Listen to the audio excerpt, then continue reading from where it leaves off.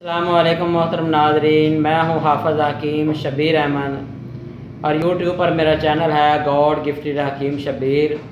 محترم ناظرین، آج میں آپ لوگوں کے لیے ایک نئی ویڈیو کے ساتھ حاضر ہوا ہوں۔ تو میرا آج کا جو ویڈیو کا ٹاپک ہے وہ ہے میرے بھائیوں، جن لوگوں کے کولے میں درد ہوتا ہے یا اس کے علاوہ کمر میں اس طرح کا درد ہوتا ہے کہ پوری کمر کھچاؤ کا شکار رہتی ہے، اور اس کے علاوہ مزید اپنی مرضی سے جو مریض ہوتا ہے وہ اپنا سلوٹ بھی نہیں لے سکتا، سائڈ نہیں بدل سکتا، اور چلنے پھرنے میں بھی اس کو دقت پیش آتی ہے، یا کولے میں اس قسم کا درد ہوتا ہے کہ جب وہ چلتا ہے تو لڑ کھڑا کر چلتا ہے اور ایسے لگتا ہے کہ جیسے وہ ابھی گرنے لگا ہو۔ تو محترم ناظرین، اس کے علاوہ اور کئی مرض ہو جاتے ہیں، مثال کے طور پہ جو نظر کی کمزوری بھی آ جاتی ہے، یا اعصابی کمزوری، یا کندھوں میں جہاں پہ جو ہے نا وہ تھکن رہتی ہے، یہ جو اعصاب ہیں یہ کھچاؤ کا شکار رہتے ہیں۔ جو کمر کا بیک حصہ ہے وہاں پر بھی درد ہوتی ہے اور بندے کو اٹھنے اور بیٹھنے میں دقت پیش آتی ہے۔ مطلب یہ ہے کہ جسم کی تمام جو کمزوری ہے یا اس کے علاوہ جسم کی جو تمام تھکاوٹ ہے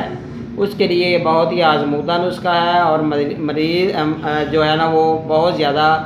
کمزوری محسوس کرتا ہے۔ اور دوسری بات یہ ہے کہ جب کوئی بندہ گرتا ہے تو گرنے میں بھی جو اندرونی چوٹ آتی ہے، تو اندرونی چوٹ کے لیے اکثر ڈاکٹر حضرات اینٹی بایوٹک میڈیسن لکھتے ہیں جو کہ بہت ہی گرم ہوتی ہے۔ تو ان میڈیسن سے بچنے کے لیے بھی یہ نسخہ بہت ہی کارآمد ہے۔ اگر آپ کو کوئی اندرونی چوٹ لگی ہو جو کہ ظاہری طور پر نظر نہ آ رہی ہو، جیسے کہ سڑک پر گر جانا، کچھ خراشی آتی ہیں لیکن اس کے اندر جو ہے نا وہ خون وغیرہ جمع ہو جاتا ہے، مزید یہ ہے کہ کام کرتے ہوئے کسی جگہ سے اوپر کی جو جگہ سے گر جانا، یا کنڈیشن ایسی پیدا ہو جاتی ہے کہ جس کی وجہ سے وہاں سے جو گوشت ہے وہ سویلنگ ہو جاتی ہے، تو وہ درد ہوتی ہے، خون کا جو تھوڑا سا جمع ہو جاتا ہے، تو اس کو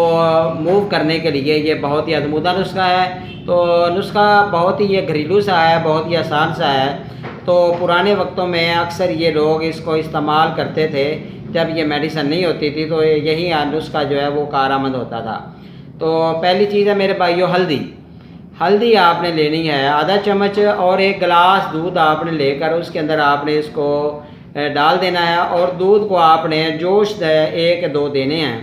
تو جیسے ہی اس کو جوش دینا شروع کریں گے تو آپ اس کے اندر ایک دیسی انڈا جو کہ الگ آپ نے پھینٹ کر اس کے اندر ڈال دینا ہے، اور ساتھ ہی دیسی گھی کی آدھا چمچ، دیسی گھی آپ نے آدھا چمچ ڈالنا ہے، اور چینی نہیں ڈالنی آپ نے، چینی کے لیے آپ نے شہد ڈالنا ہے۔ تو جن لوگوں کو شوگر کا مسئلہ ہے وہ نہ تو چینی ڈالیں اور نہ ہی وہ شہد ڈالیں،